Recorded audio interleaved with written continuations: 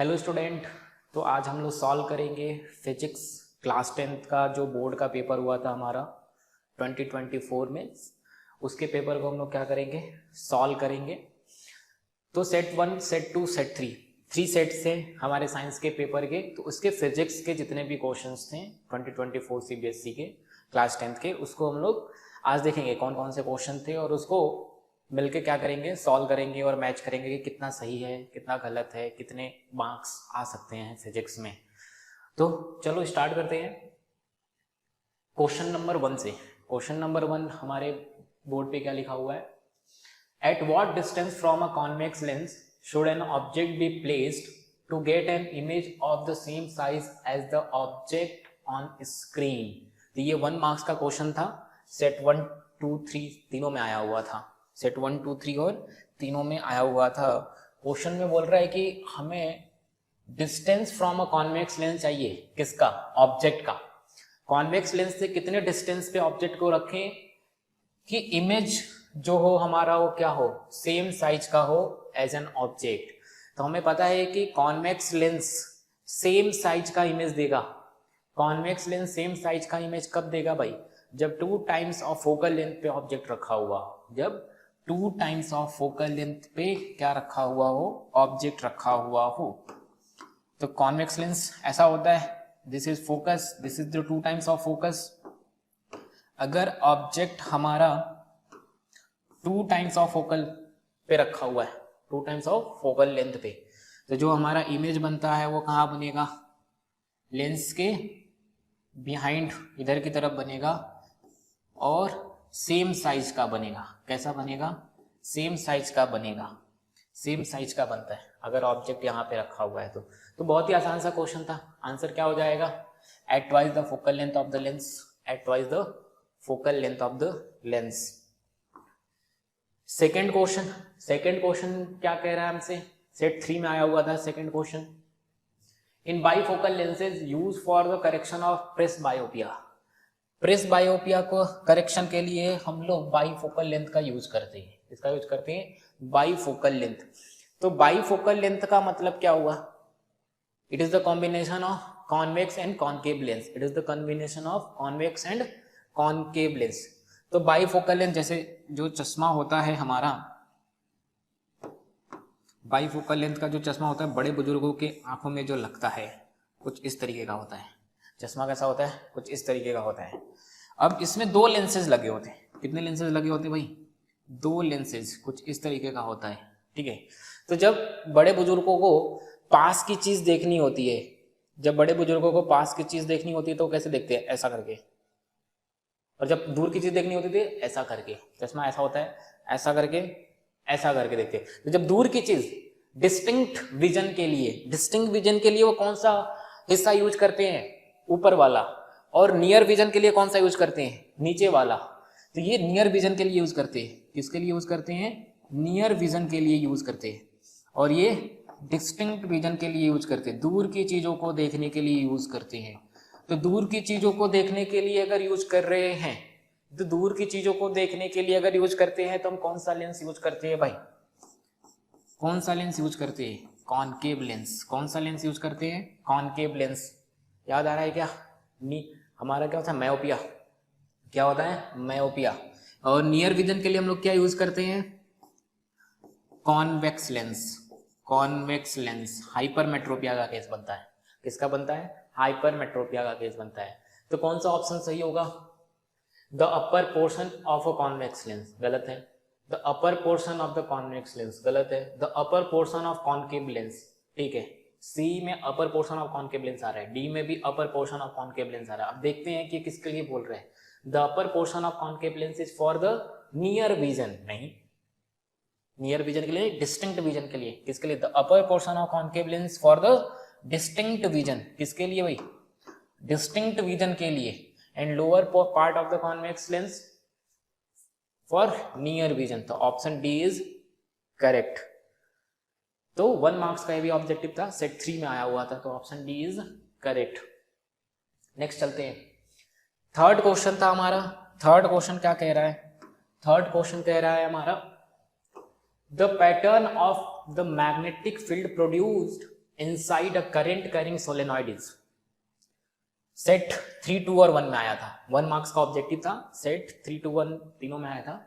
बोला कि the pattern of magnetic field produce inside the current carrying solenoid, current carrying solenoid के अंदर कैसा पैटर्न होता है मैग्नेटिक फील्ड का।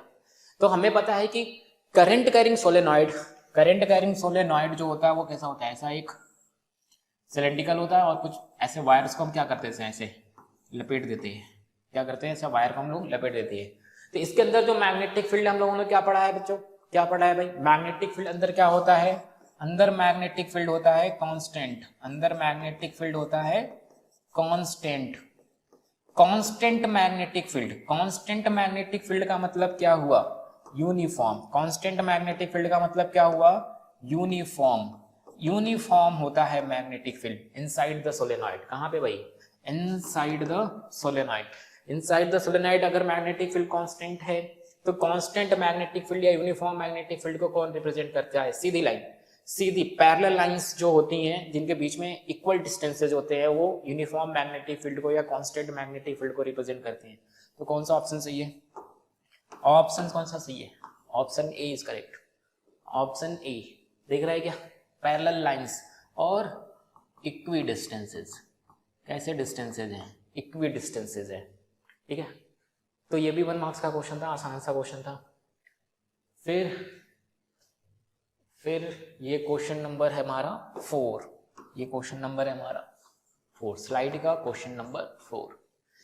तो स्लाइड का क्वेश्चन नंबर 4 क्या बोल रहे हैं, पढ़ते हैं। On labelled as a assertion, अच्छा क्वेश्चन नंबर 4 तो यहाँ पे है, ओके। तो ये तो इंस्ट्रक्शन है, ये तो इंस्ट्रक्शन है। तो क्वेश्चन नंबर 4 यहां से स्टार्ट है, बेसिकली असर्शन रीजन का क्वेश्चन है, ये इंस्ट्रक्शन है। तो क्वेश्चन नंबर 4 क्या बोल रहा है, असर्शन में the rainbow is a natural spectrum of sunlight in the sky. Yes, rainbow क्या है, नेचुरल स्पेक्ट्रम है, व्हाइट लाइट जो सन से आती है, और जो रेनबो के ड्रॉप्स होते हैं, रेन के जो ड्रॉप्स होते हैं उनसे क्या होता है, उनका डिस्पर्सन होता है और 7 कलर्स में डिस्पर्स हो जाते हैं, ठीक है। तो दिस इज द करेक्ट, ये हमारा क्या है, ट्रू है। रीजन क्या बोल रहा है, rainbow is formed in the sky when the sun is overhead and the water droplets are also present in air. Yes, sun overhead होना चाहिए हमेशा। जो रेनबो फॉर्मेशन होता है अपोजिट टू द सन होता है, किधर होता है, अपोजिट टू द सन होता है, सन के लाइट के डायरेक्शन में, सन का जो लाइट का डायरेक्शन है उसके अपोजिट होता है। और वाटर ड्रॉपलेट्स का होना भी जरूरी है एयर में, तभी तो डिस्पर्सन होगा। तो ये भी क्या है हमारा, ट्रू है, ये भी क्या है हमारा, ट्रू है, ठीक है। तो रीजन भी सही है, असर्शन भी सही है, और ये एक्सप्लेन भी कर रहा है, ये क्या कर रहा है, एक्सप्लेन भी कर रहा है। तो कौन सा ऑप्शन सही हो जाएगा भाई हमारा, reason and assertion both are correct and explanation भी है हमारा, तो option A is correct, okay. तो 1 मार्क्स का क्वेश्चन था। नेक्स्ट क्वेश्चन क्या बोल रहा है, 2 मार्क्स का क्वेश्चन आया हुआ था, 3, 2 और 1 तीनों सेट में आया था। क्या आया था भाई, पहला पार्ट बोल रहा है two magnetic field lines do not intersect each other. Why भाई, क्यों नहीं इंटरसेक्ट करते हैं, तो इसलिए इंटरसेक्ट नहीं करते हैं, अगर सपोज दैट एक मैग्नेटिक फील्ड लाइंस ऐसा है और एक दूसरा मैग्नेटिक फील्ड लाइंस ऐसा है, these are the magnetic field line, ये भी और ए भी, दोनों मैग्नेटिक फील्ड लाइंस अगर एक दूसरे को इंटरसेक्ट कर लिए, तो जहां पे भी इंटरसेक्ट कर रहे हैं वहां पे 2 डायरेक्शन हो जाएगा। कितने डायरेक्शन हो जाएंगे, 2 डायरेक्शन हो जाएंगे मैग्नेटिक फील्ड के, एक डायरेक्शन ऐसा और एक डायरेक्शन ऐसा। तो ऐसा नहीं हो सकता, किसी भी एक पॉइंट पे जो मैग्नेटिक फील्ड होता है वो एक ही डायरेक्शन में होगा, तो 2 डायरेक्शन एक पॉइंट पे मैग्नेटिक फील्ड का पॉसिबल नहीं है। That's why magnetic field lines do not intersect each other. तो इसमें अगर लिखना होगा तो क्या लिखेंगे भाई, magnetic field at any point has no, can not, क्या लिख देंगे, can not in to two direction. इसलिए क्या होता है, इंटरसेक्ट नहीं करती है। ओके, सेकेंड पार्ट इसका क्या बोल रहा है, सेकेंड पार्ट इसका क्या बोल रहा है, सेकेंड पार्ट इसका बोल रहा है how is a uniform magnetic field in a given region represented, draw diagram, support your answer. तो यूनिफॉर्म मैग्नेटिक फील्ड किसी रीजन में कैसे रिप्रेजेंट किया जाता है, ठीक है। तो देखो भाई, यूनिफॉर्म मैग्नेटिक फील्ड दिखाने का तरीका क्या है, यूनिफॉर्म मैग्नेटिक फील्ड दिखाने का तरीका है पैरेलल लाइंस दिखा दो। क्या दिखा दो, पैरेलल लाइंस। और पैरेलल लाइंस जो बनेंगे वो क्या बनेंगे, इक्वी डिस्टेंसेस पे। कैसे बनेंगे, इक्वल डिस्टेंसेस पे बनेंगे। सारे डिस्टेंसेस क्या होने चाहिए, दो एडजेसेंट फील्ड लाइंस के बीच का डिस्टेंस हमेशा क्या होना चाहिए, सेम होना चाहिए। और ऐसा कुछ डायरेक्शन दिखा दो। तो uniform magnetic field lines parallel lines होते हैं with equi distances, equal distances, ठीक है। तो ये होगा, इस तरीके से डायग्राम बना देंगे और आंसर लिख देंगे। ओके, नेक्स्ट क्वेश्चन पे चलते हैं। Next question number 6। Question number 6 जो है वो 2 मार्क्स का क्वेश्चन था और सेट 3 में आया था। सेट 3 में आया था, क्या आया था भाई, draw the pattern of magnetic field lines due to a straight current carrying conductor indicating the direction of current in the conductor and the direction of corresponding magnetic field lines। तो हमसे बोल रहे हैं हमें मैग्नेटिक फील्ड लाइंस क्या करना है, draw करना है एक स्ट्रेट करंट कैरिंग कंडक्टर में, ठीक है। उसमें डायरेक्शन ऑफ करंट भी बनाना है and direction of magnetic field lines भी बनाना है, ठीक है। तो चलो भाई बनाते हैं। एक मैंने ले लिया, एक स्ट्रेट वायर ले लेते हैं। क्या ले लेते हैं, एक स्ट्रेट वायर। कुछ इस तरीके का एक हमारा स्ट्रेट वायर है, ठीक है। इसमें जो करंट है उसका डायरेक्शन मैंने ऊपर की तरफ ले लिया। तो एक करंट कैरिंग वायर है जिसमें करंट का जो डायरेक्शन है वो किधर है, ऊपर की तरफ है। अब क्या यूज करेंगे, राइट हैंड थंब रूल। क्या यूज करेंगे, right hand thumb rule to find out the direction of current. तो राइट हैंड थंब रूल कैसे यूज करेंगे, keep the finger in the direction of current, keep the thumb in the direction of current, keep the thumb in the direction of current. तो thumb को current की direction में रख दिया, right hand के finger को curl किया, right hand के फिंगर को कर्ल किया, राइट हैंड के फिंगर को कर्ल कर रहे, कैसा घूम रहा है, ऐसा घूम रहा है। इधर से अंदर जाके इधर से क्या आ रहा है, बाहर आ रहा है। इधर वाले पोर्शन में किधर जा रहा है, फिंगर्स राइट हैंड के अंदर, इधर से कैसे आ रहे हैं, बाहर आ रहे हैं। तो मैग्नेटिक फील्ड लाइंस होगा सर्कुलर। मैग्नेटिक फील्ड लाइंस कैसे होंगे भाई, कोसेंट्रिक सर्कल्स, कोसेंट्रिक सर्कल्स। और कुछ इस तरीके का डायरेक्शन होगा, ऐसा अंदर जाके फिर ऐसा बाहर आएगा, अंदर जाके बाहर आएगा, अंदर जाके बाहर आएगा। तो बना देते हैं भाई, एक अलग कलर से बना देते हैं कुछ कोसेंट्रिक सर्कल। और इस तरीके का क्या बनेगा हमारा मैग्नेटिक फील्ड लाइंस। डायरेक्शन कैसा है, इधर की साइड अंदर जा रहा है, इधर से बाहर निकल रहा है, अंदर जाके ऐसा बाहर निकल गया, ऐसा अंदर जाके बाहर निकल गया, ऐसा अंदर जाके बाहर निकल गया। कुछ इस तरीके का क्या बनेगा मैग्नेटिक फील्ड लाइन का डायरेक्शन। तो करंट ऊपर है, मैग्नेटिक फील्ड लाइंस ऐसे जा रहे हैं। इसमें और क्या लिख सकते हैं, राइट हैंड थंब रूल से हम ये आइडेंटिफाई किए हैं। तो राइट हैंड थंब रूल को क्या करेंगे, एक्सप्लेन करेंगे कि keep the thumb in the direction of current and curl the finger of right hand. The sense of rotation of the fingers of right hand is the direction of magnetic field, is the direction of magnetic field।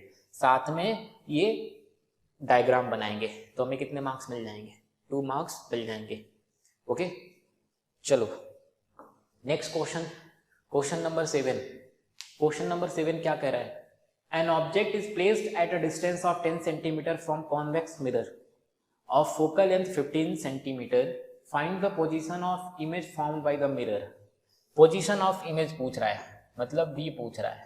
क्या पूछ रहा है, v पूछ रहा है। Distance object का given है 10 centimetre है, फोकल लेंथ 15 सेंटीमीटर है। तो सबसे पहले बोर्ड के क्वेश्चन को सॉल्व करने के लिए क्या करते हैं भाई, गिवन क्या क्या है वो लिखते हैं। न्यूमेरिकल क्वेश्चन को सॉल्व करने का तरीका क्या है, सबसे पहले क्या क्या चीजें गिवन है वो लिखो, फिर क्या पूछ रहा है उसको डिफाइन करो, and then formula and then solution. Okay, solve करेंगे उसको फिर। तो गिवन क्या क्या है, object distance, object distance, object distance कितना दिया हुआ है अभी, इसको u से रिप्रेजेंट करते हैं, कितना दिया हुआ है 10 सेंटीमीटर। तो हमें पता है कि ऑब्जेक्ट जो डिस्टेंस होता है उसको किसके साथ लेते हैं भाई, नेगेटिव में लेते हैं, हमेशा कैसे लेंगे, नेगेटिव में। तो u की वैल्यू क्या होगी, -10 centimetre. Focal length, focal length किसका भाई, of convex lens, a mirror, convex mirror, convex mirror का फोकल लेंथ, उसको f से रिप्रेजेंट कर दिया। तो कॉन्वेक्स मिरर है ना भाई, कॉन्वेक्स मिरर का फोकल लेंथ क्या होगा, पॉजिटिव, तो पॉजिटिव लिख देंगे, कितना 15 सेंटीमीटर, प्लस का 15 सेंटीमीटर, प्लस का 15 सेंटीमीटर। हमसे क्या पूछ रहा है, इमेज पोजीशन, तो let the image position is equal to v, let the image position is equal to v। अब क्या यूज करेंगे, by using lens formula, by using lens formula 1/v plus 1/u is equal to 1/f। ठीक है, तो 1/v, v निकालना है ना, तो 1/f माइनस 1/u, तो यहां से 1/v, फोकल लेंथ की वैल्यू कितनी है 15, तो 1/15 माइनस u की वैल्यू कितनी है 1/10 माइनस का लिख दिया। सेंटीमीटर में है सारी चीजें, आंसर भी किस में आएगा, सेंटीमीटर में। अब इसको आगे बढ़ते हैं, थोड़ा सॉल्व करते हैं।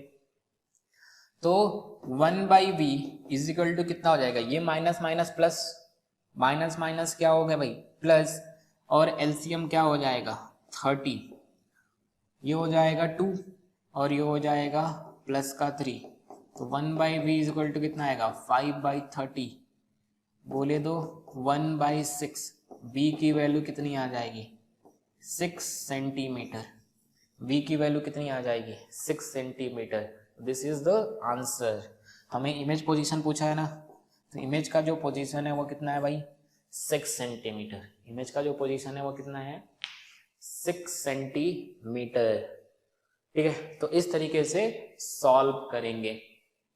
ओके, 2 मार्क्स का क्वेश्चन था ये, सेट 3 और 1 में आया था। Next question number 8, question number 8, question number 8 क्या बोल रहा है, name and state the rule to determine the direction of, पहला magnetic field produce around a current carrying straight conductor, and दूसरा force experienced by current carrying straight conductor placed in a magnetic field which is perpendicular to it. तो कौन सा rule है, हमें उस rule को क्या करना है, नेमिंग करनी है और उसको स्टेट भी करना, बोले तो डिफाइंड भी करना है। To determine the direction of magnetic field, magnetic field को डिटरमाइन करने के लिए, तो मैग्नेटिक फील्ड को डिटरमाइन करने के लिए, डायरेक्शन को डिफाइन करने के लिए हम लोग क्या यूज करते हैं भाई, Fleming, Fleming's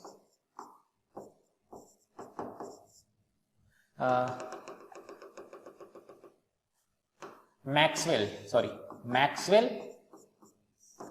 right hand thumb rule, क्या यूज करते हैं, Maxwell right hand, Maxwell right hand thumb rule. तो मैक्सवेल का right hand thumb rule use करते हैं to determine the direction of magnetic field current carrying straight conductor की वजह से। तो इसमें करते क्या है, keep the thumb in the direction of current, right hand का, keep the thumb of right hand in the direction of current and curl the finger, the sense of rotation of finger is the direction of magnetic field, the sense of rotation of the finger is called the direction of magnetic field. तो Maxwell right hand thumb rule बोलते हैं। दूसरा, force के लिए हम लोग क्या use करते हैं, Fleming left hand rule, Fleming left hand rule, Fleming left hand rule, Fleming का लेफ्ट हैंड रूल। तो फ्लेमिंग का लेफ्ट हैंड रूल क्या होता है, फ्लेमिंग का लेफ्ट हैंड रूल क्या होता है, we use left hand, we use left hand, the thumb is the direction of magnetic force, और ये बी क्या होता है, मैग्नेटिक फील्ड का डायरेक्शन, जो इंडेक्स फिंगर है वो किसका डायरेक्शन है, मैग्नेटिक फील्ड का डायरेक्शन है, और जो मिडिल फिंगर है वो किसका डायरेक्शन है, direction of current in the conductor, direction of current in the conductor. तो इस तरीके का क्या होता है, कुछ ओरिएंटेशन होता है, they are always mutually perpendicular to each other. तो क्या करेंगे, we use left hand of your hand and the thumb direction will give the direction of magnetic force, the middle finger direction will give the direction of current in the wire, and the index finger is the direction of magnetic field, and the orientation of thumb, index finger and middle finger is like this mutually perpendicular to each other। तो ऐसा diagram बनाएंगे और mutually perpendicular to each other ऐसा diagram बनाएंगे और लिखेंगे भी साथ में कि mutually perpendicular to each other ऐसे होने चाहिए, ठीक है। और इस तरीके से हम क्या बोलेंगे, इसको डिफाइन करेंगे। ओके, आगे बढ़ते हैं। Question number 9, question number 9, question number 9 क्या कह रहा है हमसे, study the diagram given below and answer the question that follows, answer the question that follows. तो ऐसा एक डायग्राम है, उसको स्टडी करना है और ऐसे 3 क्वेश्चन है जिसके आंसर हमें क्या करने हैं, देने हैं। 3 मार्क्स का क्वेश्चन था, सेट 3 और 1 में आया था। किस में आया था, सेट 3 और 1 में आया था। तो क्या है क्वेश्चन भाई, name the defect the vision represent in the diagram, give reason for your answer. तो पहले तो डिफेक्ट बताना है, इस डायग्राम को स्टडी करके क्या बताना है, कौन सा विजन का डिफेक्ट है। तो विजन का डिफेक्ट हमें क्या दिख रहा है कि जैसे एक ऑब्जेक्ट है जो यहाँ पे रखा हुआ है, वो आई लेंस से पास करता हुआ जो इमेज बना रहा है वो रेटिना के बिहाइंड बना रहा है। कहाँ बना रहा है, behind the retina, behind the retina. तो अगर रेटिना के बिहाइंड बन रहा है, रेटिना के बिहाइंड बन रहा है तो कौन सा डिफेक्ट होता है भाई, हाइपरमेट्रोपिया। कौन सा डिफेक्ट होता है भाई, हाइपरमेट्रोपिया। क्यों भाई, हाइपरमेट्रोपिया में क्या होता है, हमें पास की चीज क्या होती है, नहीं दिखती है। तो पास में रखी हुई कोई ऑब्जेक्ट है आंख के पास में, ये पॉइंट दूर है, ये पॉइंट पास में है, ये पॉइंट दूर है और ये पॉइंट पास में है।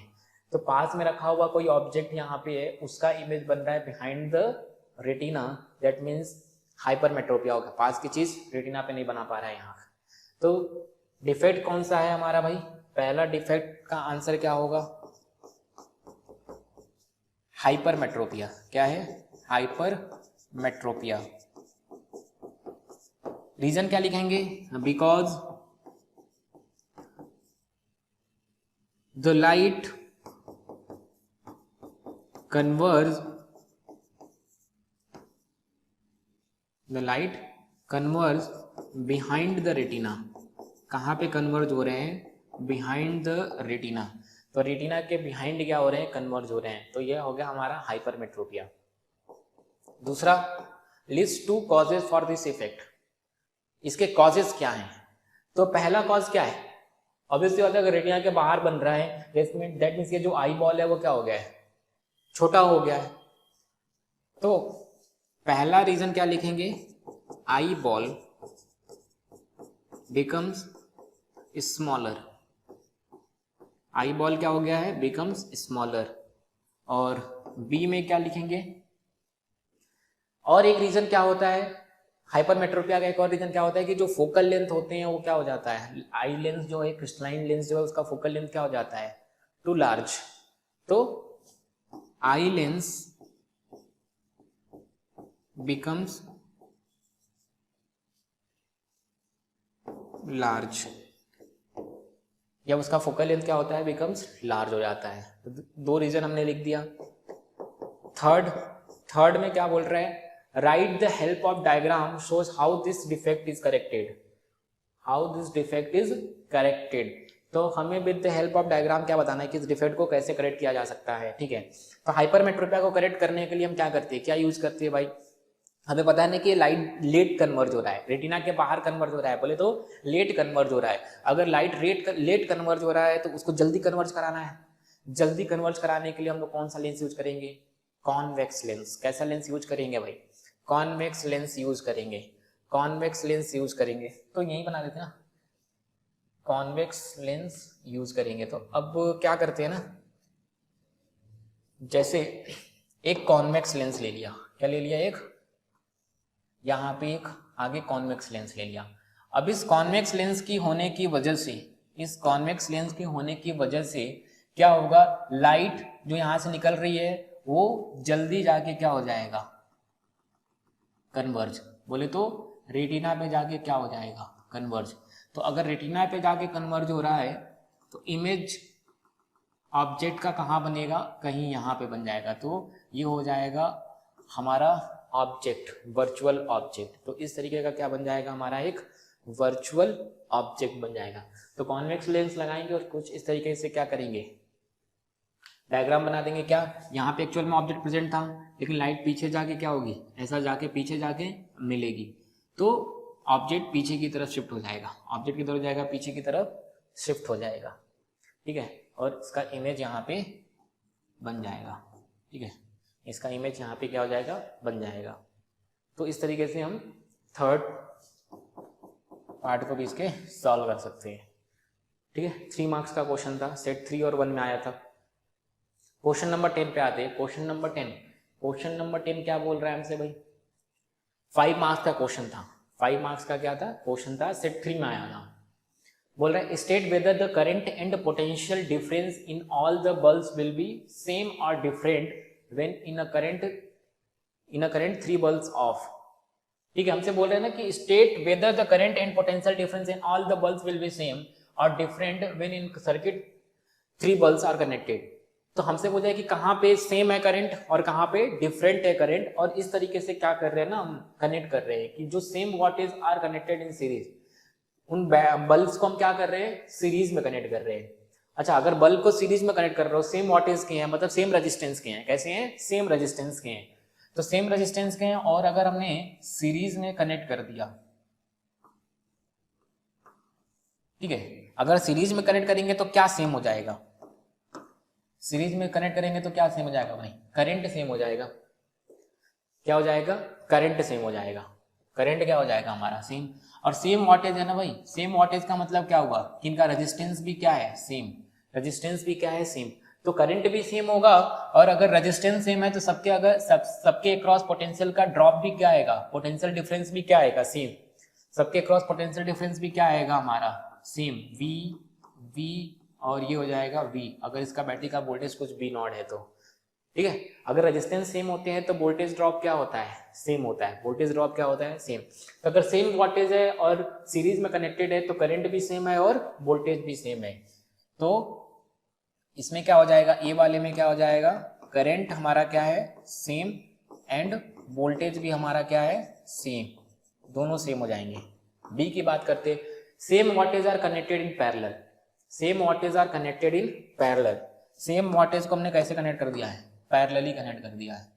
1 2 3 ऐसा पैरेलली कनेक्ट कर दिया, ऐसा कुछ V0 वोल्टेज के साथ। तो पैरेलल में क्या सेम होता है भाई, पैरेलल में क्या सेम होता है, वोल्टेज सेम होता है। तो यहाँ पे भी V0 मिलेगा, यहाँ पे भी V0 मिलेगा, और यहाँ पे भी क्या मिलेगा, V0 मिलेगा।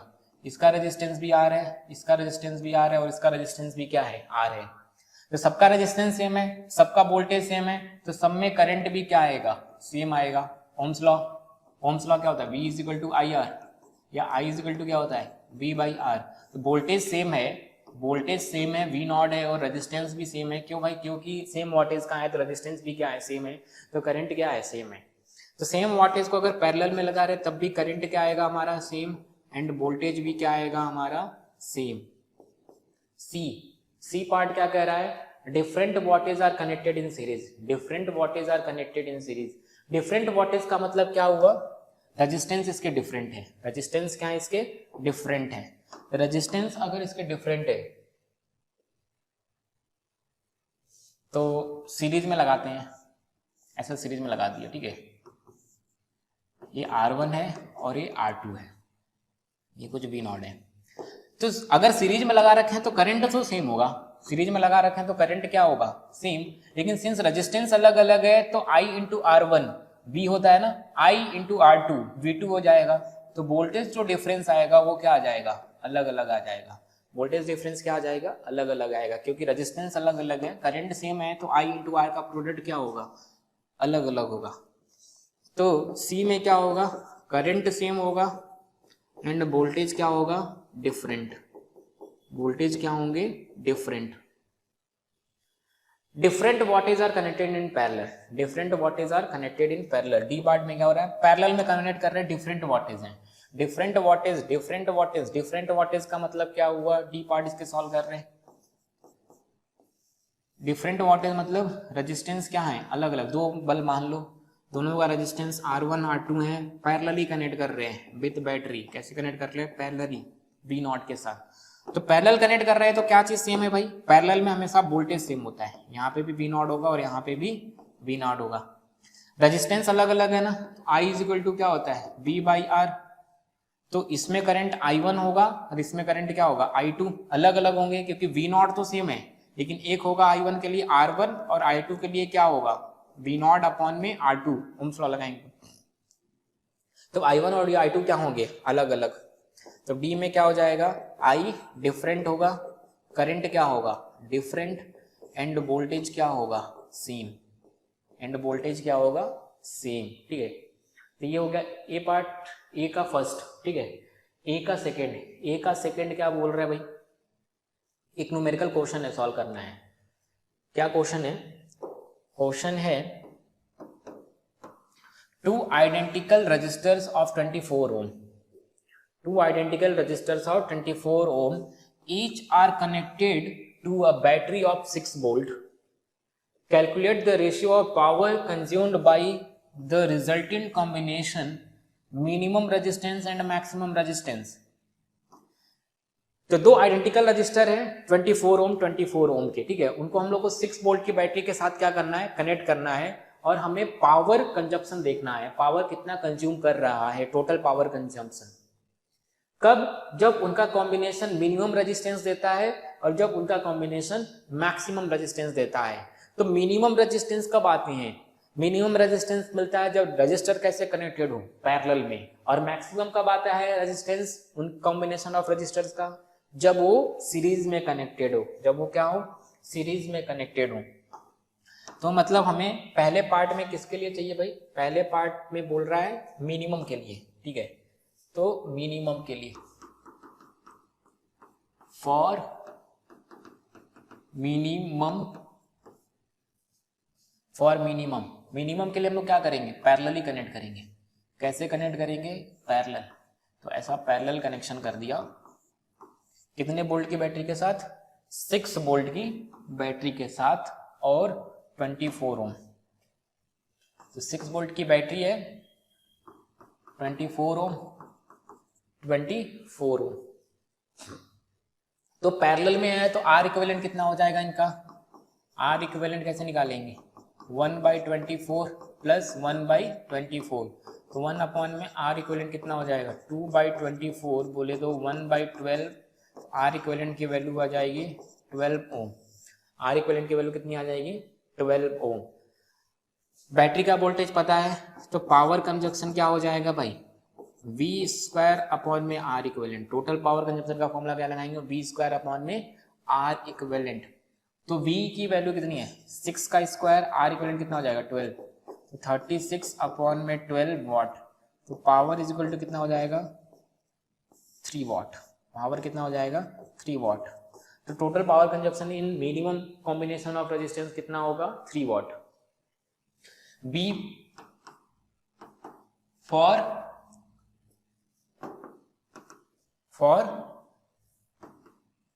मैक्सिमम, किसके लिए सॉल्व करने जा रहे हैं, फॉर मैक्सिमम। तो मैक्सिमम के लिए कब आएगा, मैक्सिमम कब आता है, जब वो कैसे लगे हों, सीरीज में। सीरीज में लगे हुए रजिस्टर्स का जो कॉम्बिनेशन होता है, इक्विवेलेंट होता है, वो क्या होता है, मैक्सिमम। तो इनको हमने क्या लगा दिया, ऐसा सीरीज में लगा दिया 6 वोल्ट की बैटरी के साथ, 6 वोल्ट की बैटरी के साथ। तो आर इक्विवेलेंट कितना आएगा, सीरीज में है तो आर इक्विवेलेंट कितना आएगा, डायरेक्ट ऐड कर दो, 24 ohm plus 24 ohm, R equivalent की वैल्यू आ जाएगी हमारी 48 ohm. Power is equal to क्या हो जाएगा, V² बाई आर इक्विवेलेंट। क्या हो जाएगा, V² बाई आर इक्विवेलेंट। तो 6 का स्क्वायर अपॉन में 48, 36/48 वाट। तो इसको सॉल्व कर लेते हैं, 3 हो जाएगा 4 हो जाएगा, 3 हो जाएगा और 4 हो जाएगा, तो 3/4 आ रहा है, 3/4 वाट। 3/4 वाट को और क्या लिखा जा सकता है, 0.7, 28 हुआ ना, 2 आ जा, 0.75 वाट।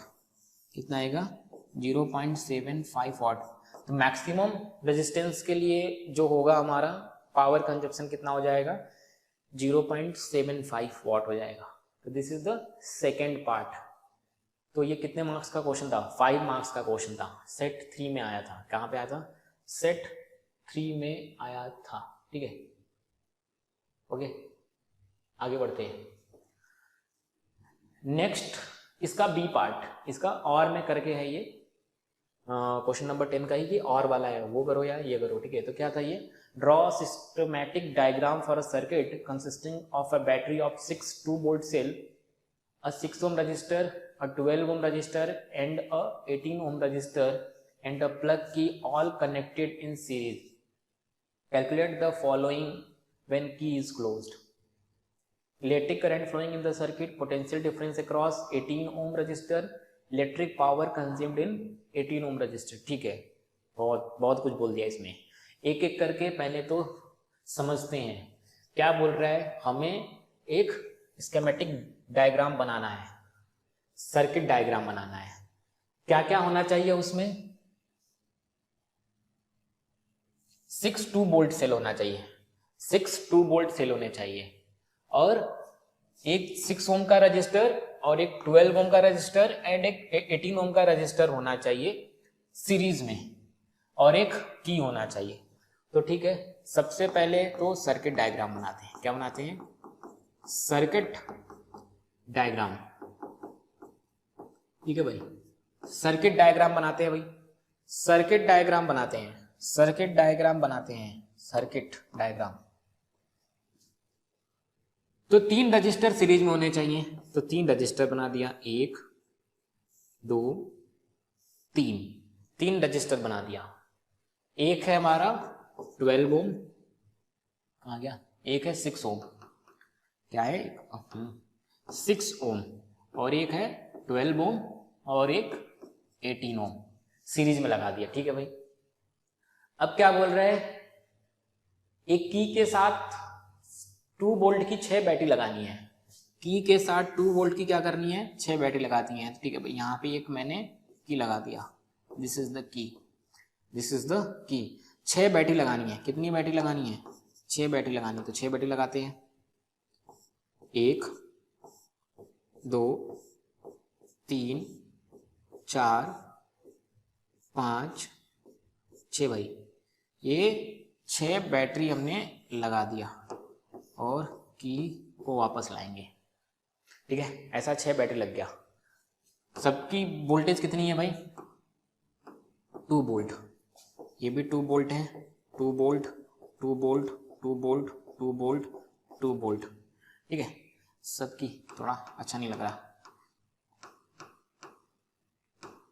इसको ऊपर 2 वोल्ट बना देते हैं, इसको नीचे 2 वोल्ट 2 वोल्ट 2 वोल्ट। ठीक है, और इसको भी ऊपर ही बना देते हैं।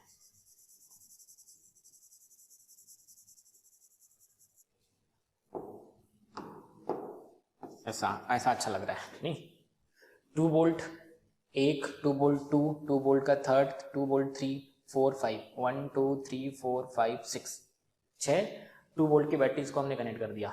अब क्या करना है, की को क्लोज करना है, की को क्या कर दिया, ऐसा क्लोज, की क्लोज हो गया भाई। ठीक है, ऐसा सर्किट डायग्राम बना दिया।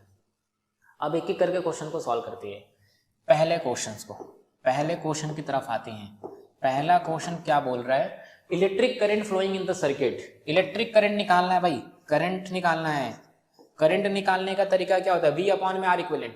करंट निकालने का तरीका क्या है, V अपॉन में R इक्विवेलेंट। तो V पहले तो बोलो तो V कितना है, 2 volt 2 volt 2 volt 2 volt 2 volt 2 volt, कितना है 6 है ना। तो जो V की वैल्यू है वो कितनी है, 2 volt 2 volt 2 volt 2 volt 2 volt कितना हो गया, 1 2 3 4 5 6 2 वोल्ट ऐड करने के बाद कितना बनेगा 12 वोल्ट। तो ये बैटरी टोटल कितना वोल्टेज दे रहे हैं 12 वोल्ट की, कितना दे रहे हैं 12 वोल्ट। 6 ओम 12 ओम 18 ओम से कनेक्टेड है, किसके साथ कनेक्टेड है 6 ओम 12 ओम और 18 ओम के साथ कनेक्टेड है। तो जो करंट हो जाएगा सर्किट में वो कितना हो जाएगा V अपॉन में R इक्विवेलेंट। R इक्विवेलेंट कितना होगा इनका, R इक्विवेलेंट कितना होगा, R इक्विवेलेंट कितना होगा भाई 12 6 और 18, इन सबको क्या कर देंगे ऐड, तो 6 + 12 कितना हो गया 18, 18 + 18 कितना हो गया 36 ओम। तो जो करंट की वैल्यू आ जाएगी वो कितनी आ जाएगी 36 अपॉन में 12 ऊपर होगा ना, 12 अपॉन में 36, V की वैल्यू कितनी है 12 और R इक्विवेलेंट कितना है 36। तो जो करंट आएगा वो कितना आ जाएगा 1/3 एम्पियर। करंट की वैल्यू कितनी आ जाएगी 1/3 एम्पियर, या डेसिमल में लिखोगे तो 0.333 एम्पियर, 0.333 एम्पियर। ठीक है, सेकेंड पार्ट इसका क्या बोल रहा है, potential difference across 18 ohm resistor. Second part इसका, second part potential difference across the 18 ओम। तो 18 ओम के क्रॉस पोटेंशियल डिफरेंस लिखना है। मैंने बोल दिया कि इसके क्रॉस जो पोटेंशियल डिफरेंस है वो V है या V डैश है, क्या है V डैश। तो पोटेंशियल डिफरेंस लिखा, ये तीनों सीरीज में है, सीरीज में है तो 18 ओम से भी कितना करंट फ्लो करेगा, वही जो सर्किट में करंट जा रहा था 1/3 एम्पियर।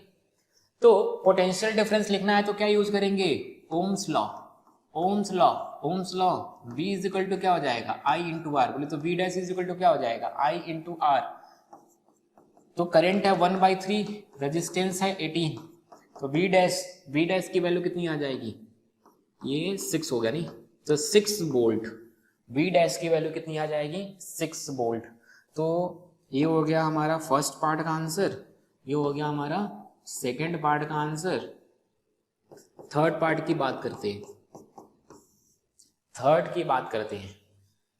इलेक्ट्रिक पावर कंज्यूम्ड इन 18 वोल्ट रजिस्टर, इलेक्ट्रिक पावर निकालना है। पावर इज इक्वल टू क्या होता है I² इंटू आर, V²/R, कुछ भी लगा सकते हो, V इंटू वाई, यहाँ पे I² R लगा देते हैं हम लोग। I कितना फ्लो कर रहा है 18 ओम से निकालना है ना, 18 ओम से निकालना है तो 18 ओम में कितना करंट फ्लो कर रहा है 1/3, तो 1/3 का होल स्क्वायर, और R की वैल्यू कितनी है 18 वॉट में आंसर आएगा 1/9 इंटू 18 वॉट। तो पावर इज इक्वल टू कितना हो जाएगा 2 वॉट। तो this is the third answer, 2 what का पावर आ जाएगा। ठीक है, ये हो गया question number 10। Question number 11, question number 11 set 3 2 और 1 तीनों में आया था ये, तो सेट 3 2 और 1 तीनों पार्ट में आया था, तीनों सेट में आया था। केस बेस्ड क्वेश्चन था नहीं। इस क्वेश्चन में हमें क्या करना है, study the data given below showing the focal length of the 3 concave mirror A, B and C and the respective distance of object placed in front of the mirror। तो हमारे पास 3 मिरर्स हैं A, B और C, उनके respective focal length given है और object का distance given है। For mirror A object 45 पे रखा हुआ है, मिरर बी पे जो ऑब्जेक्ट रखा हुआ है 30 पे रखा हुआ है, मिरर सी पे जो ऑब्जेक्ट रखा हुआ है वो 20 पे रखा हुआ है, और ये उनके फोकल लेंथ है। हमें क्वेश्चंस का आंसर देना है।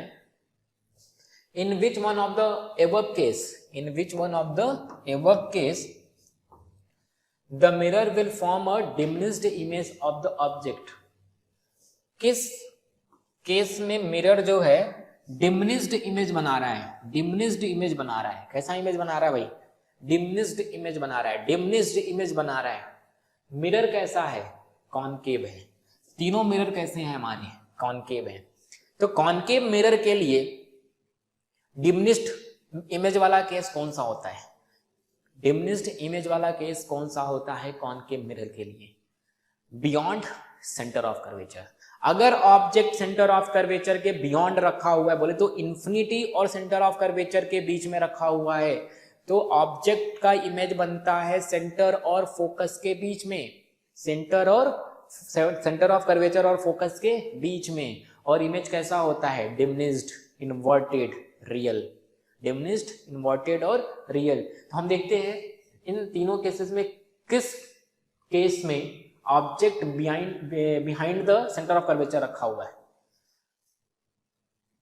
तो ये फोकल लेंथ है 20, बोले तो सेंटर ऑफ कर्वेचर जो होता है वो क्या होता है, सेंटर जो होगा वो 2r पे होता है, बोले तो 40 हो जाएगा। यहाँ पे कितना हो जाएगा, 2r की वैल्यू 30, यहाँ पे जो 2r की वैल्यू हो जाएगी वो कितनी हो जाएगी, 60 सेंटीमीटर, ठीक है। तो किस केस में, और ऑब्जेक्ट कहाँ रखा हुआ है, ये 40 है और ऑब्जेक्ट रखा हुआ है 45 पे, दिख रहा है क्या, यही है वो केस, यही है वो केस। ऑब्जेक्ट रखा हुआ है 45 सेंटीमीटर फ्रॉम द मिरर और उसका सेंटर ऑफ कर्वेचर है 40 सेंटीमीटर पे। तो सेंटर ऑफ कर्वेचर के बाद रखा हुआ है ना ऑब्जेक्ट, तो क्या यही वो केस है, यस यही वो केस है जहां पे इमेज कैसा बन रहा है हमारा, डिमिनिश्ड बन रहा है। तो आंसर क्या हो जाएगा, केस 1, क्या हो जाएगा आंसर, केस 1, ठीक है। Second, list 2 property of the image formed in case 2। Case 2 में जो भी इमेज बन रहा है उसकी 2 प्रॉपर्टी बतानी है, ठीक है। तो केस 2 में जो ऑब्जेक्ट रखा हुआ है वो कहाँ रखा हुआ है भाई, अरे ये तो सेंटर ऑफ कर्वेचर पे ही रखा हुआ है। सेंटर ऑफ कर्वेचर आएगा 30 सेंटीमीटर पे, मिरर से 30 सेंटीमीटर, 2r, मिरर से 30 सेंटीमीटर पे सेंटर ऑफ कर्वेचर आएगा, और ऑब्जेक्ट भी वहीं रखा हुआ है at centre of curvature, centre of curvature. तो अगर ऑब्जेक्ट सेंटर ऑफ कर्वेचर पे रखा हुआ है तो 2 प्रॉपर्टीज क्या होती हैं, एक तो पहली प्रॉपर्टी है रियल इमेज बनता है, दूसरी प्रॉपर्टी क्या होती है, इन्वर्टेड बनता है, तीसरी प्रॉपर्टी क्या होती है, सेम साइज का बनता है। जहां ऑब्जेक्ट रखा हुआ उसी के नीचे इमेज बन जाता है, उसी के नीचे अगर इमेज बन रहा है सेम साइज का बन रहा है और रियल बन रहा होता है। लेकिन लिखना तो 2 प्रॉपर्टी है, तो कोई भी 2 लिख दो जो अच्छा लगता है। मेरे को अच्छा लग रहा है same size and inverted, same size and inverted, same size and inverted. कैसा बनेगा, सेम साइज और इन्वर्टेड। थर्ड में दोनों में से एक करना था, ये करो या ये करो, ऑप्शन दे रखा था, या तो ये करो या ये करो, ठीक है। ए में देखते हैं क्या बोल रहे हैं। What is the nature and size of the image formed by mirror, see draw ray diagram to justify your answer. Okay भाई, सी मिरर का नेचर और साइज कैसा है, 30 सेंटीमीटर सी मिरर का क्या है, फोकल लेंथ, सी मिरर का focal length 30 centimetre है। डिस्टेंस ऑफ ऑब्जेक्ट कितना है, 20 सेंटीमीटर। क्या ये केस पोल और फोकस के बीच वाला बन गया, यस। ऑब्जेक्ट रखा हुआ है पोल और फोकस के बीच में, क्योंकि फोकस ज्यादा है, फोकल लेंथ क्या है, ज्यादा है, और ऑब्जेक्ट का डिस्टेंस कम है, तो पोल और फोकस के बीच में क्या है, ऑब्जेक्ट है।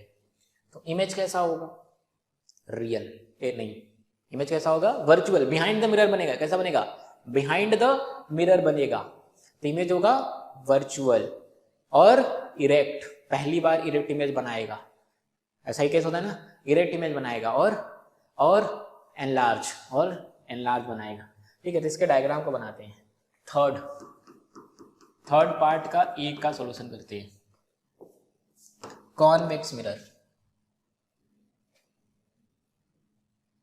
कॉनकेव मिरर है, सॉरी, कॉनकेव मिरर, ऐसा हमने बना दिया, ऐसा कॉनकेव मिरर। ये है हमारा पोल, ये है फोकस, और ये है सेंटर ऑफ कर्वेचर। ऑब्जेक्ट कहाँ रखा हुआ है, पोल और फोकस के बीच में, ठीक है। केस 3 क्लियर कर रहे हैं ना। तो एक लाइट ऐसा जाएगा पैरेलल टू प्रिंसिपल एक्सिस, और कहां से पास करेगा, फोकस से, कहां से पास करेगा, फोकस से। दूसरा लाइट रे पोल से पास करा दिया, जितने एंगल पे जा रहा है उतने ही एंगल पे निकल जाएगा, ठीक है। तो ये जाके कहाँ मिलेंगे भाई, बिहाइंड द मिरर मिलेंगे, कहीं यहाँ पे जाके क्या होगा, मिलेगा, और यहाँ पे क्या बन जाएगा, इमेज। ये है ऑब्जेक्ट और ये उसका क्या हो जाएगा, इमेज, ठीक है। तो ये है हमारा रे डायग्राम। अब बात करते हैं नेचर की। नेचर कैसा है, नेचर कैसा है, कैसा नेचर है भाई, कैसा नेचर है, यहां लिख देते हैं।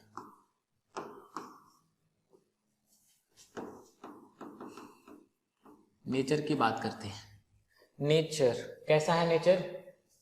पहला तो है वर्चुअल, बिहाइंड द मिरर बन रहा है ना भाई, वर्चुअल इमेज। दूसरा एनलार्ज, बड़ा बन रहा है, एनलार्ज। तीसरा इरेक्ट, कैसा बन रहा है, इरेक्ट। तो ये क्या है, हमारे नेचर हैं, ठीक है। थर्ड का ए। बी क्या कह रहा है उसका, an object is placed at a distance of 18 centimetre. एक ऑब्जेक्ट है जो 18 सेंटीमीटर के डिस्टेंस पे रखा हुआ है फ्रॉम द पोल, ठीक है भाई, from the pole of concave mirror. Mirror कैसा है, कॉनकेव। फोकल लेंथ कितना दिया हुआ है उसका, 12 centimetre. Find the position of the image formed. क्या करना है, मिरर फॉर्मूला लगा दो। क्या लगा दो भाई, मिरर फॉर्मूला लगा दो। मिरर फॉर्मूला लगा देते हैं। तो बी पार्ट में क्या करते हैं, मिरर फॉर्मूला लगा देते हैं। तो पहले तो u कितना दिया हुआ है, 18 सेंटीमीटर, तो -18 सेंटीमीटर हो जाएगा। f कॉनकेव मिरर है, कॉनकेव मिरर के लिए फोकल लेंथ नेगेटिव होता है, -12 centimetre. Mirror formula, mirror formula क्या होता है, मिरर फॉर्मूला क्या होता है, 1/v माइनस नहीं 1/v plus 1/u is equal to 1/f। तो 1/v इज इक्वल टू क्या हो जाएगा, 1/f माइनस 1/u। ये क्या हो जाएगा हमारा,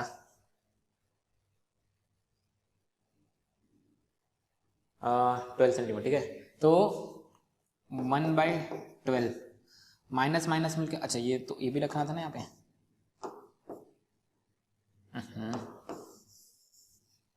1/f, f की वैल्यू कितनी है, -12 -18, ऐसा रखेंगे ना, u और f की वैल्यू रख दिया। अब इसको सॉल्व करते हैं। तो 1/v is equal to -1/12 plus 1/18, नहीं एलसीएम क्या बनेगा, 36।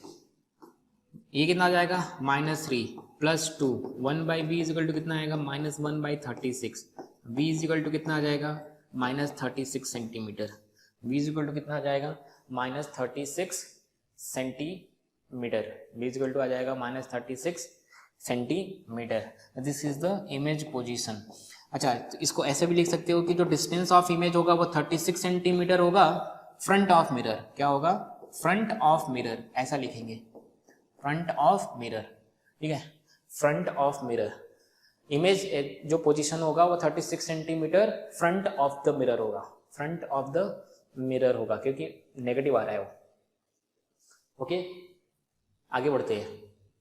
Next question, question number 12। Question number 12 क्या बोल रहा है, सेट 1 और 2 में ऑब्जेक्टिव क्वेश्चन आया था। क्या आया था भाई, the lens system of human eye form a image of an light sensitive screen which is called as, कौन सा, रेटिना। रेटिना पे तो बनता है, the lens system human eye forms image. Image कहाँ बनाता है human eye, human eye image कहाँ बनाता है भाई, रेटिना पे। इतना आसान आंसर, रेटिना पे। कहाँ पे बनाता है, रेटिना पे, 1 मार्क्स, ठीक है। आगे बढ़ते हैं। क्वेश्चन नंबर 13 2 मार्क्स का क्वेश्चन था, सेट 1 और 2 में आया था। क्या आया था, show how you would connect 3 register each of resistance 6 ohm so that the combination has resistance of 9 ohm, also justify your answer। तो हमारे पास ना 6 ohm के 3 रजिस्टर हैं। 6 ohm के क्या है, 3 रजिस्टर। 6 ohm के क्या है, 3 रजिस्टर। इनको हमको कुछ ऐसे कनेक्ट करना है, इनको हमें कुछ ऐसे कनेक्ट करना है कि इनका कॉम्बिनेशन कितना मिले, 9 ohm मिले। तो हमें ज़्यादा चाहिए। सबसे पहली बात तो हमें 6 से ज़्यादा चाहिए। 6 से ज़्यादा चाहिए मतलब रेजिस्टेंस सीरीज में भी होने चाहिए। कुछ ना कुछ रेजिस्टेंस क्या होना चाहिए, उन तीनों में से क्या होने चाहिए, कुछ रेजिस्टेंस सीरीज में होने चाहिए। तो 3 रेजिस्टेंस हमारे पास, तो लेट सपोज 2 को सीरीज में रख दिया, 2 को क्या कर दिया, सीरीज में रख दिया, 1 2। तो ये है 6 ohm और ये है 6 ohm, ठीक है। तो ये मिलके कितना देंगे, 12 तो ज्यादा हो गया। अगर मैंने 6 और 6 को सीरीज में रखा तो 12 ज्यादा हो गया, मुझे कम करना है। तो फिर क्या करेंगे, एक बचा हुआ है ना, उस बचे हुए को किसमें रख दो, पैरेलल में। उस बचे हुए को किसमें रख दो, पैरेलल में। और चेक करो क्या 9 ओम आ रहा है क्या? नहीं आ रहा, कुछ और सोचेंगे। 6 6 12, ये हो गया 12 ओम। 12 ओम और 6 ओम कैसे हो जाएंगे? 12 ओम और 6 ओम कैसे हो जाएंगे? पैरेलल में। तो फाइनली जो आर इक्विवेलेंट आएगा वो निकालने का तरीका क्या है? 12 6, एलसीएम कितना आएगा? 1 और 2, 3 बाई आएगा ना, ऐसे तो आएंगे। 12 हो गया नहीं, ठीक है, तो ऐसा ही बनेगा। 12 हो गया और ये 6 हो गया, ठीक है।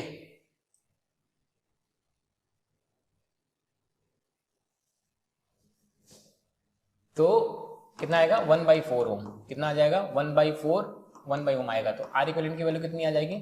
4 ओम आ जाएगी। अरे नहीं आया, नहीं आया, नहीं आया, नहीं आया। 4 ओम नहीं चाहिए हमें, 9 ओम चाहिए। मतलब ये गलत है, मतलब ये गलत है। अब कुछ और सोचते हैं। कुछ और कैसे सोचेंगे? कुछ और कैसे सोचेंगे? ऐसे सोचना पड़ेगा, समझ में आया क्या? ऐसा रफ करना पड़ेगा, रफ कैलकुलेशन हमें क्या करना पड़ेगा। तो 9 ओम चाहिए, तो ये बात ध्यान रखना है, कोई ना कोई एक रजिस्टर सीरीज में जरूर है, कोई ना कोई एक रजिस्टर सीरीज में जरूर है, ठीक है। तो अभी क्या किया था हमने? 2 को सीरीज में रखा था और 1 को पैरेलल में रखा था, तो कम आ रहा था, ठीक है। अभी क्या करते हैं ना, 2 को पैरेलल में रख देते हैं, 2 को क्या कर देते हैं ऐसा पैरेलल में, और 1 को सीरीज में रख देते हैं, ठीक है। पिछली बार 2 को सीरीज में, तीसरे के साथ पैरेलल में रखा था, तो ये 6 और ये 6। अब देखो भाई, ये 6 मिलके कितना हो जाएगा? 3 ओम। अब ये 3 ओम 6 ओम मिलके फाइनली जो आर इक्विवेलेंट आएगा वो कितना आएगा? 3 ओम आ गया। आंसर हमारा आ गया। मतलब क्या हुआ कि अगर मुझे 9 ओम चाहिए तो 2 6 को क्या करो? पैरेलल में, एंड उनके कॉम्बिनेशन को किस में रखो?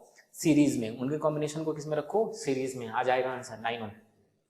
बी पार्ट सॉल्व करते हैं। In the given circuit calculate the power consumed in watt in the resistor of 2 ohm. In the resistor of 2 ohm, ठीक है। तो पावर कंज्यूम में तो निकालना है, वॉट में निकालना है। तो पावर कंजम्पशन के लिए निकालने के लिए क्या करो? पहले तो करंट निकालो सर्किट में। सर्किट में करंट कितना जा रहा है? मैंने बोला कि सर्किट में करंट आई जा रहा है। आई निकालने का तरीका क्या है? आई निकालने का तरीका क्या है? V अपॉन में आर इक्विवेलेंट। V कितना है भाई? 6 वोल्ट। आर इक्विवेलेंट कितना हो जाएगा? 3 ओम। आर इक्विवेलेंट कितना हो जाएगा? 3 ओम।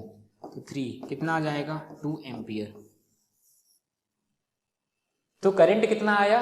2 एम्पियर। क्या यही करंट 1 ओम से भी पास कर रहा है और यही करंट 2 ओम से भी पास कर रहा है? यस, क्योंकि सीरीज में है।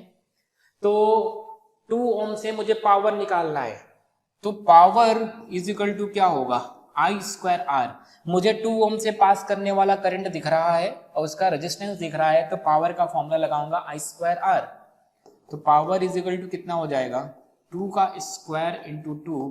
पावर की वैल्यू हो जाएगी 8 वाट। पावर की वैल्यू कितनी हो जाएगी? 8 वाट। तो this is the answer, this is the answer. 8 what is the answer. Okay okay, आगे बढ़ते हैं, ठीक है। क्वेश्चन नंबर 14 क्या कह रहा है हमसे? 3 मार्क्स का क्वेश्चन था, सेट 2 में आया था। 3 मार्क्स का क्वेश्चन था, सेट 2 में आया था। A narrow beam PQ of white light is passing through a glass prism ABC as shown in the diagram. Draw a ray diagram to show the emergent beam as it follows on the screen DE. Also write the phenomena involved and its causes. Using the second law of refraction, state which color of light must have the highest value of refractive index amongst 7 visible color of light. Justify your answer. तो हमें इसमें पूछ क्या रहा है? हमें क्या बोल रहा है ना कि इसमें स्क्रीन पे जो पैटर्न बनेगा ना स्पेक्ट्रम का, जो डिस्पर्सन ऑफ लाइट होगा, एक व्हाइट लाइट आ रही है प्रिज्म से, क्या करेगा? डिस्पर्स होगा और 7 कलर दिखेंगे, तो वो बनाओ। यहाँ पे 7 कलर का ऑर्डर बनाओ, ठीक है। ये 7 कलर्स आएंगे, कैसे आएंगे? दूसरा, सेकेंड लॉ ऑफ रिफ्रैक्शन से हमें ये बताना है ना कि किसका रिफ्रैक्टिव इंडेक्स ज्यादा है 7 कलर्स में से, have the highest value of refractive index, ठीक है, ये कह रहा है। ठीक है भाई, तो डिस्पर्सन ऑफ लाइट होता है, तो सबसे ज्यादा डेविएट कौन सा होता है? Violet colour. सबसे ज्यादा डेविएट कौन सा होता है हमारा? Violet colour. सबसे कम डेविएट कौन सा होता है? Red colour. तो सबसे ज्यादा डेविएशन वाला जो कलर है वो है वायलेट।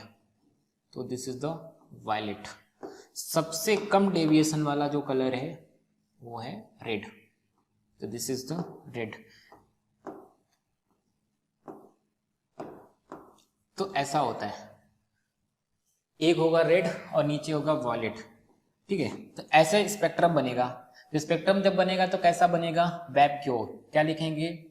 स्पेक्ट्रम। अगर मैं इसको ऐसा करेंगे, क्या करेंगे भाई?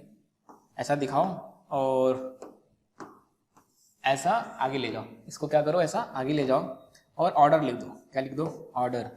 ऑर्डर में क्या आएगा? पहले रेड, या नीचे से लिखना स्टार्ट करो। या रेड हो गया हमारा, ऑरेंज, येलो, फिर क्या आएगा? ग्रीन, फिर ब्लू, इंडिगो, वॉयलेट। ये ऑर्डर होता है, ये ऑर्डर होता है। तो रेड सबसे ऊपर आएगा कलर और वॉयलेट सबसे नीचे वाला कलर होगा। वॉयलेट क्या होगा? सबसे नीचे वाला कलर होगा। तो सबसे ज्यादा डेविएशन, मैक्सिमम डेविएशन अगर लिखना होगा तो क्या लिखेंगे कि maximum deviation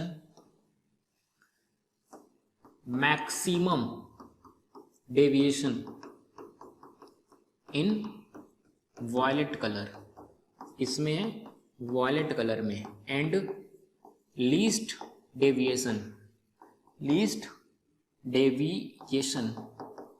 in red colour, इसमें है रेड कलर में है। तो सबसे ज्यादा डेविएशन वॉयलेट कलर में और सबसे लीस्ट डेविएशन रेड कलर में है। तो according to the second law of refraction, according to the second law of refraction क्या होता है भाई? अगर डेविएशन ज्यादा है तो रिफ्रैक्टिव इंडेक्स क्या है? ज्यादा है। अगर डेविएशन कम है तो रिफ्रैक्टिव इंडेक्स क्या है? कम है। तो सबसे ज्यादा डेविएशन वॉयलेट का है। तो according to the second law of refraction, if deviation increases, refractive index increases, refractive index increases, refractive index increases। तो सबसे ज्यादा डेविएशन किसमें? वॉयलेट में। तो violet has, so violet has maximum refractive index, so violet has maximum refractive index। तो violet के पास क्या है? मैक्सिमम रिफ्रैक्टिव इंडेक्स है। वॉयलेट के पास क्या है? मैक्सिमम रिफ्रैक्टिव इंडेक्स है। समझ में आया क्या? तो इस तरीके से क्या करना था, इसको लिखना था लैंग्वेज के फॉर्म में, थोड़ा डिटेल में, ठीक है।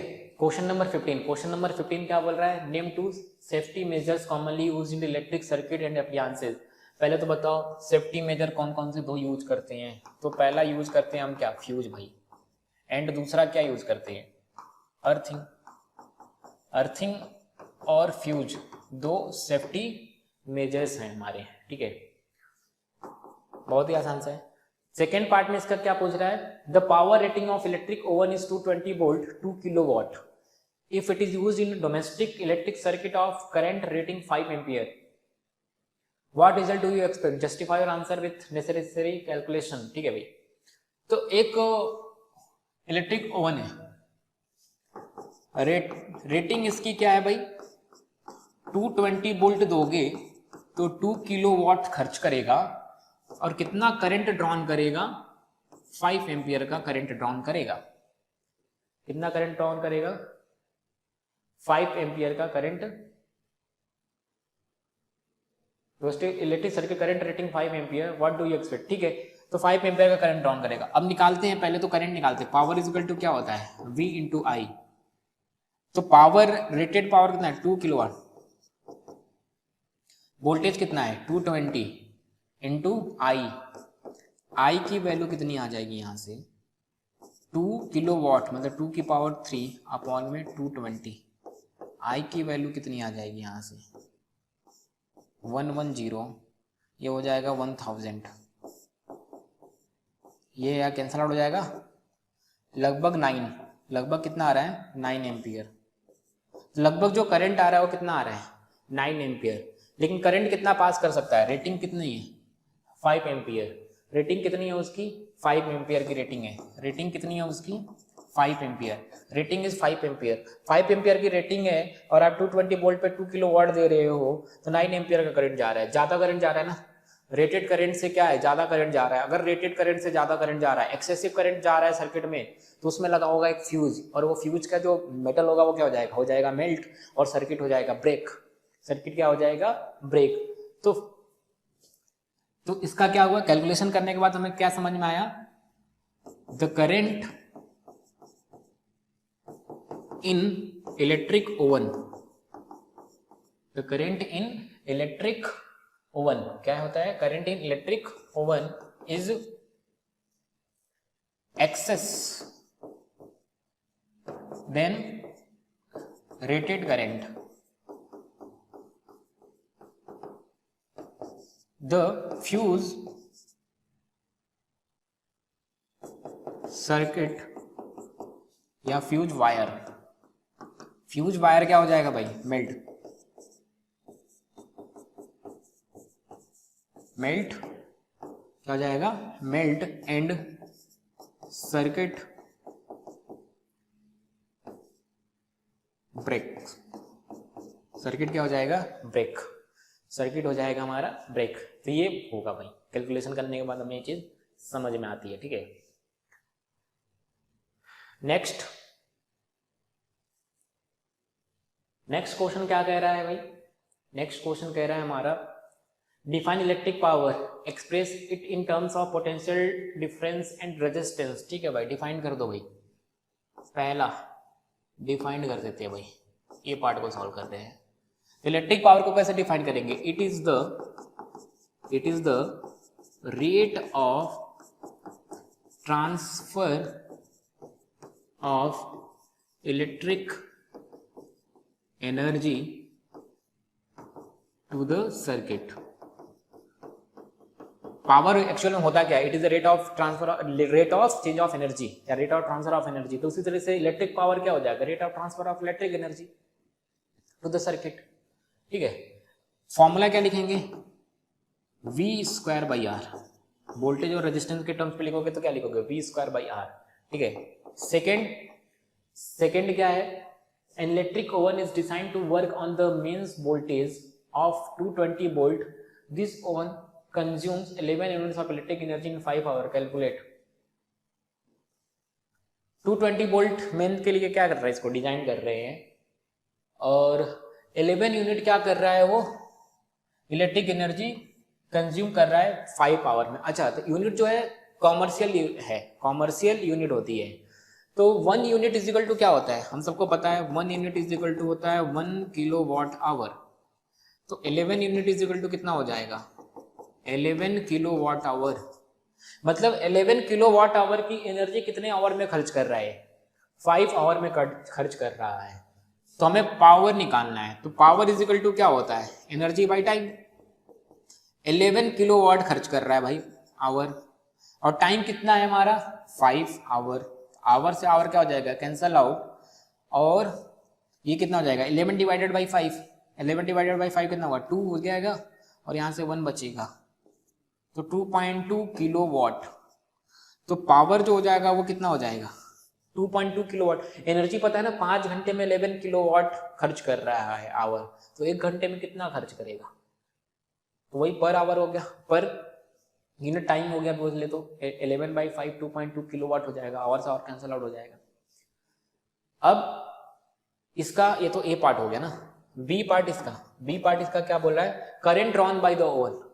ठीक है, अभी तो पावर आ गया ना, पावर आ गया, वोल्टेज पता है, तो करंट निकालने के लिए क्या करोगे, P is equal to V into I वाला फॉर्मूला लगा दो। I इज इक्वल टू कितना आ जाएगा P बाई वी, तो पावर है 2.2 किलो वाट। ठीक है, किलो वाट को 10,000 ऐसा 1000 से मल्टीप्लाई कर दो, और ये 220 एम्पियर में आ जाएगा। तो ये कैंसल आउट हो जाएगा। ठीक है, इसको डिवाइड करो भाई, इसको डिवाइड करेंगे भाई, इसको डिवाइड करेंगे तो ये हो जाएगा 10 और यहाँ से ये एक कैंसिल आउट हो जाएगा। तो करंट की वैल्यू कितनी आ जाएगी 10 एम्पियर। तो करंट कितना आ गया हमारा 10 एम्पियर। करंट की वैल्यू कितनी आ गई, करंट की वैल्यू आ गई 10 एम्पियर। रेजिस्टेंस निकालना है, रेजिस्टेंस निकाल लो। रेजिस्टेंस, अच्छा करंट आ गया, वोल्टेज पता है ना, रेजिस्टेंस इज इक्वल टू क्या हो जाएगा, अच्छा V is equal to I R लगा देते हैं ना, ohm's law. R is equal to कितना हो जाएगा V बाई आई। तो R की वैल्यू कितनी आ जाएगी V कितना है भाई, V कितना है 220 वोल्ट और करंट कितना है 10। तो रेजिस्टेंस की वैल्यू आ गई 22 ओम। रेजिस्टेंस की वैल्यू कितनी आ गई 22 ओम। तो सारे आंसर आ गए। ये सेकंड का ए पार्ट हो गया, ये सेकंड का बी पार्ट का आंसर हो गया नहीं, और ये सेकंड के सी पार्ट का आंसर हो गया। ओके आगे बढ़ते हैं, ठीक है। इसका ए पार्ट हो गया ना, बी पार्ट, बी क्या कह रहा, अच्छा और करके होगा ये क्वेश्चन, दो होंगे एक करना होगा, ठीक है। तो write the relation between resistance R and electric resistivity rho of the material of the conductor in the shape of the cylinder of length 1 metre, area of, अच्छा length L and area of cross section A, hence derive the SI unit of electrical resistivity. अच्छा ये कह रहा है ना कि हमें relation बताना है रेजिस्टेंस, एक सेकेंड, हमें क्या बताना है, हमें क्या बताना है, रिलेशन रेजिस्टेंस का रेजिस्टिविटी के साथ और लेंथ ऑफ सिलेंडर के साथ और एरिया ऑफ क्रॉस सेक्शन के साथ। तो बहुत आसान है, रेजिस्टेंस का रिलेशन क्या होता है, resistance is directly proportional to L and resistance is inversely proportional to area. इन दोनों को कंबाइन करोगे तो resistance is directly proportional to L by A, and proportionality को हटाएंगे तो एक प्रोपोर्शनलिटी कांस्टेंट आता है रेजिस्टिविटी। तो रेजिस्टेंस इज इक्वल टू क्या हो जाएगा रो L बाई ए, रेजिस्टेंस की वैल्यू कितनी आ जाएगी रो L बाई ए, ठीक है। दूसरा इसका क्या पार्ट है भाई, the resistance of material of wire of length 3 metre is 60 ohm. अच्छा लेंथ दिया हुआ है, गिवन क्या है हमें, लेंथ दिया हुआ है 3 मीटर और रेजिस्टेंस दिया हुआ है 60 ohm. Area of cross section, area direct दिया हुआ है भाई, एरिया ऑफ क्रॉस सेक्शन कितना दिया हुआ है 4 into 10 to the power -7 metre square. हमसे इलेक्ट्रिकल रेजिस्टिविटी पूछ रहा है तो फॉर्मूले में रख दो, R इज इक्वल टू क्या होता है रो L बाई ए। तो रो के लिए फॉर्मूला क्या बन जाएगा R A बाई L।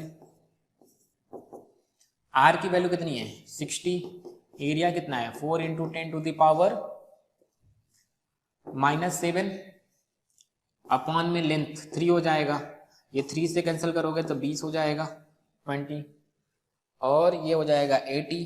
तो रो की वैल्यू आ जाएगी 80 into 10 to the power -7। Unit क्या बनेगा ओम मीटर, क्या होता है यूनिट ओम मीटर। या इसी को हम लोग ऐसे भी लिख सकते हैं resistivity is equal to 8 into 10 to the power -7 ohm metre. तो दिस इज द आंसर, फॉर्मूले में रख दो आंसर आ जाएगा। थर्ड पार्ट इसका क्या कह रहे हैं, state how would you electrical resistivity be affected if the wire of part 2 is stretched so that its length is double, justify your answer। अच्छा ऐसे तो क्वेश्चन लोगों ने किए हुए हैं, क्या है इलेक्ट्रिकल रेजिस्टिविटी कैसे अफेक्टेड होगा पार्ट 2 में if stretched so that its length is double। अच्छा स्ट्रेच कर रहे हैं हम, कट नहीं कर रहे हैं या ऐड नहीं कर रहे हैं, हम स्ट्रेच कर रहे हैं। तो अगर स्ट्रेच कर रहे हो तो लेंथ डबल हो रहा है तो एरिया क्या हो जाएगा हाफ। तो फाइनल लेंथ हो जाएगा 2L। फाइनल लेंथ कितना हो जाएगा भाई 2L बोले तो 6 मीटर और एरिया कितना हो जाएगा A/2 हाफ हो जाएगा, तो बोले तो 4/2 into 10 to the power -7 metre square, ठीक है ऐसा बन जाएगा। तो हमसे बोल रहा है कि नया रेजिस्टेंस कितना होगा, तो नया resistance R dash equal to क्या हो जाएगा रो, रेजिस्टिविटी तो सेम रहेगी, मटेरियल सेम है, रो L डैश अपॉन में A डैश। तो रो रहने देते हैं, L डैश मतलब कितना हो गया 2L और A डैश कितना हो जाएगा A/2 बोले तो कितना हो जाएगा 4 रो L बाई ए, तो R डैश की वैल्यू कितनी आ गई 4 रो L बाई ए। तो रो L बाई ए हमारा क्या है 60 ओम ही तो है, यहां पे 60 ओम रख दो, यही तो हमारा इनिशियल था R, तो 60 ओम रख देंगे तो R डैश की वैल्यू कितनी आ जाएगी 240 ओम। तो जो नया रेजिस्टेंस हो जाएगा वो कितना हो जाएगा 240 ओम, बोले तो 4 टाइम्स हो जाएगा, क्या हो जाएगा 240 ओम हो जाएगा। और इसको हम लोग ऐसा भी लिख सकते हैं 4 टाइम्स, कितना हो जाएगा 4 टाइम्स हो जाएगा, क्या हो जाएगा 4 टाइम्स हो जाएगा। तो ये तो बहुत ही आसान सा था ये बी पार्ट, ए से थोड़ा आसान था, ए से क्या था थोड़ा आसान था। ठीक है आगे बढ़ते हैं, ओके खत्म, यहीं तक था। ओके तो ये सारे क्वेश्चंस थे, तो ये सारे क्वेश्चन सेट 1 सेट 2 सेट 3 के थे 2024 अभी जो हमारा बोर्ड एग्जाम हुआ है सीबीएसई क्लास 10 का फिजिक्स का। ठीक है तो अब best of luck for your next class 11th में आप जाएंगे, आप मैथ लो बायो लो जो भी लो उसके लिए आपको बेस्ट ऑफ लक। ओके चलो यहीं तक रहने देते, थैंक यू।